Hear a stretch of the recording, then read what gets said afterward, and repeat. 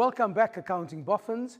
Right, a quick recap of our cost accounting section. Remember, when we're looking at cost accounting, we said the flow of information from my stock account into my cost account and there into my work in progress. Again, remember, sometimes you see the word progress and process. It's the same account. It's used interchangeably. Right. If you take your cost components, remember once again, let's take the two cost components and break them up into one. Your fixed cost would now be your factory overheads and your admin cost. Then you have your variable cost. What are your variable costs? Those that vary with the levels of production, and that would now be your direct material, your direct labor, and your selling and distribution. So those are your two categories of cost. But when you're looking at production, then it is three cost accounts, namely direct material, direct labor, and factory overheads.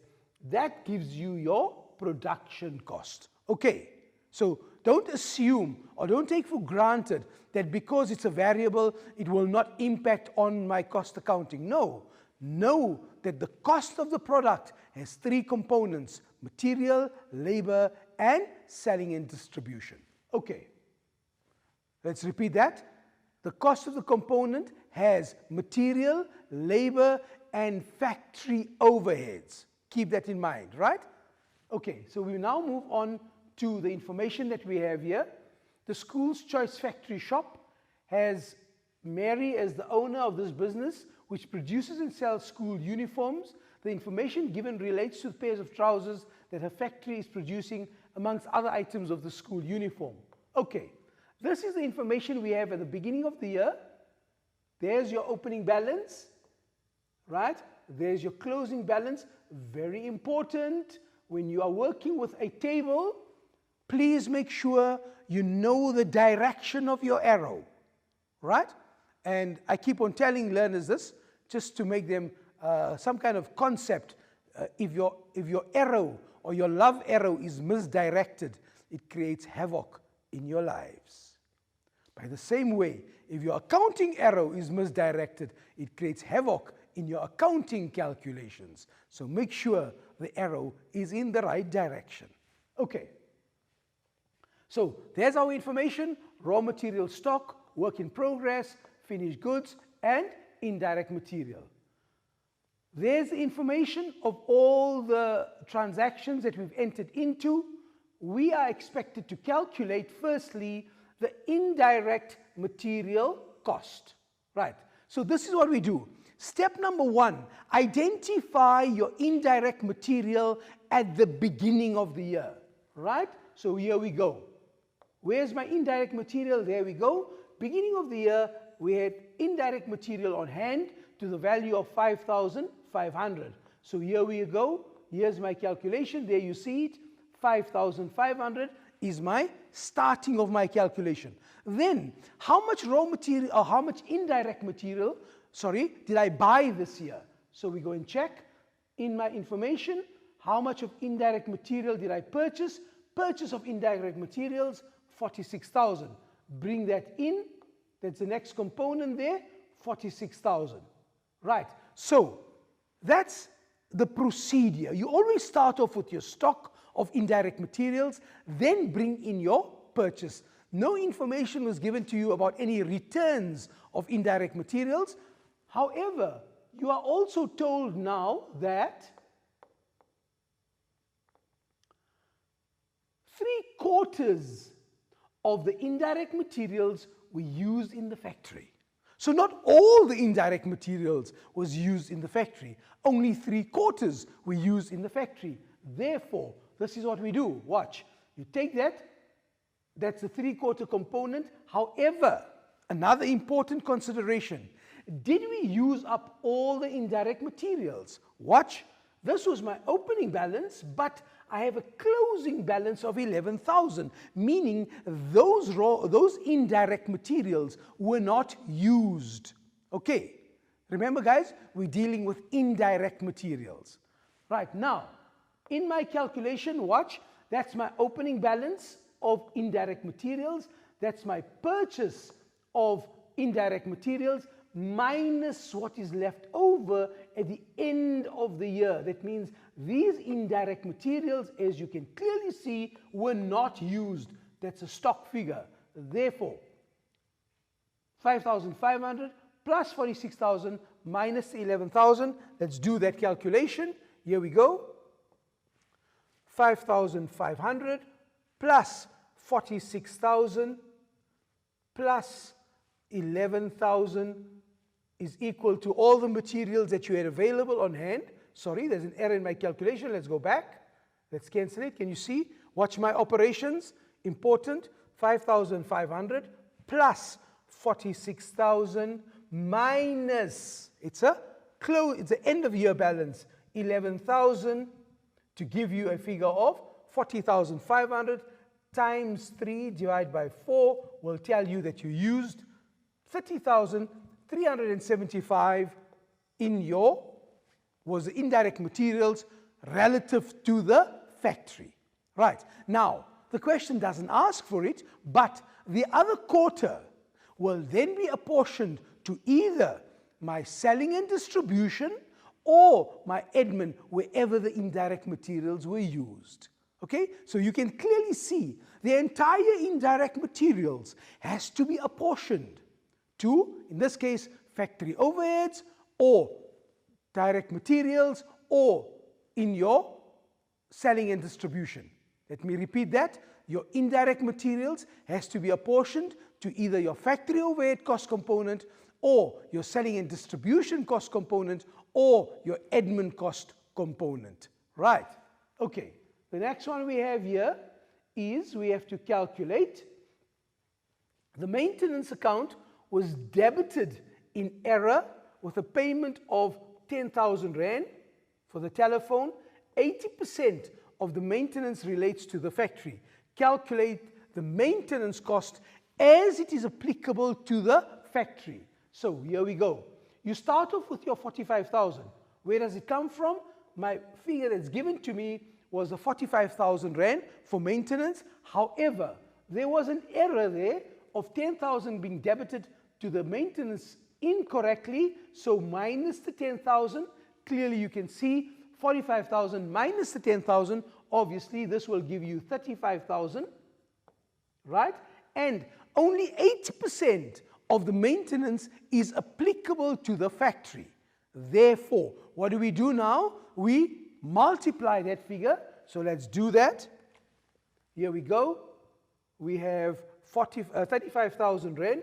You can see it is the 45 minus the 10 times 80%, which is applicable to the factory, will give you a figure of 28,000 Rand. There's your 28,000 Rand, which is the maintenance which is applicable to the factory. Right. Next one. Again, our information, but now it says here, rent expense includes rent for March 2020. The rent was increased by 768 per month as from the 1st of October 2019. Rent is proportionally allocated to the various departments according to the space occupied. Right. Now, two parts to this question. Firstly, your rent figure needs to be adjusted. Let's do that. What are we going to do? Let's take our rent figure, which is 129,408. Here we are. And we say, take the 129,408. Right? Now, let's first subtract the increase portion. Remember, the increase in your rental was, let's get the information. Here we go. The increase in the rental was 768 per month from October to, and rent included was, the March figure was included. So in other words, your rent increased in October. October, November, December, January, February, including March, because you've got the rent for March in there as well. So it's 6 months, right? So step number one, take the 129,408 minus your 768, remember, times 6 will give you a figure of Now, what have I done here? I'm subtracting 768, which was the increase for 6 months. So 768 times the 6, if you subtract that, now you have your rental, all of them on the old rental, right? Now, divide that by 13. Why 13? Because your March figure is included in that rent component. So, once you divide it by 13, you get an answer of, where was the error? Let's go back again. It was 129,408. Let's just check that figure. 129,408 is correct. Okay. So we got 129,408 was the given figure, minus the 768 times the 6 will give you 124,800. Divide that by 13. I explained why the 13 months. So in other words, your old rental was 9,600 prior to the increase. Okay, plus add the 768 will give you a figure of 10368. So watch here. This is what we're doing now. There we go, 129,408, 10,368. So if we look at this figure once again, it was a 129,408, right? And we then removed what? The increase of 768 by 6 months, okay? And then obviously we then divided that figure by 13. Eventually we came to the answer of 10,368. So take the 129,408 minus the 10,368. Okay, now the second part of the question. Now you are told that the factory uses 600 squares, the admin 250 squares, and the sales department 150 squares. The easiest way to do this, guys, is add your total factory space. That is 600 plus 250 plus 150, right? That will give you 250, 3, 4, 1,000 squares, I think. It should be 1,000 squares. Let's go and check our calculation now. Right, there we go. It's your 129,408 given figure. Firstly, subtract the adjustment for March, which is not part of the financial year. Then you multiply it by factory space was 600 squares over the total square meterage of the entire premises, right? Therefore, important, break up your components into factory, admin, selling, and distribution. And in this way, once you have broken it up, you can see the factory is using 600 squares of the 1,000, and then obviously your calculation. Here's our calculation. We have, let's take the figure, 129,408, right, minus 10368, which was the rent figure which we're removing, gave me that figure there, times 600 divided by 1,000, and let me just delete that, 1,000, and that will give you a figure of 71,424. That will be your rent expense for the factory. So what was important in this calculation? Number one, there was an adjustment that you had to take into consideration, right? So you've done the adjustment because the rent was paid in advance. You subtracted that figure. Obviously, this was a prepaid expense.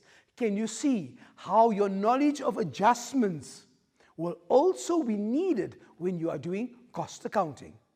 Then obviously you have to work out the rental and apportion it in terms of the floor space. Important, use this technique, add the floor space of the entire premises and then take the factory over the total. Okay, the next one that we have to do is we are told that we have 5 casual workers who clean the factory at 45 Rand per hour. They each worked 192 hours of normal time. 2 of them worked 40 hours and each of them has an overhead rate of 50%. Watch my calculation here. Your 5 at 45 at 192, that's normal, right? The 2 who worked extra 40 hours times obviously the increased rate, you will see that here they told you that 2 of them worked 40 hours at overtime at a normal rate plus 50%. So obviously you can see that they are working and getting a figure. Obviously your overtime rate is higher than your normal rate. Okay? So that was your calculation of your indirect wages. The last one that we have to do here is, okay, we've got all that information right. Oh yes, this is what we have you to do here. Now obviously, what you now do is you add your total factory overheads. Which items? Remember, it is your adjusted items. Okay? So now, if you were asked to show this in an exam as a calculation, I appeal to you, I beg you, make sure that you show your calculations in brackets. Remember the calculations that we've done as standalone? If you were doing this as part of an exam question, show your calculations in brackets, because perchance, if you make an error, you will get a part mark. You then add your total factory overheads to give you a figure of 607,579, and that would then be the total factory overheads applicable to this factory. Okay guys, we've done a lot of work in today's lesson. We want you to make sure that you understand this section on cost accounting, because remember, it is definitely examinable, and once you get to grips with it, I promise you, it will be a section which you will love to do, and you will score full marks in this section. Until the next time, we're going to reach for the moon, and perchance if we don't get there, we're going to be a shining star, an accounting shining star. From me, Ashraf Patel, and the team, until the next time, be good. Goodbye.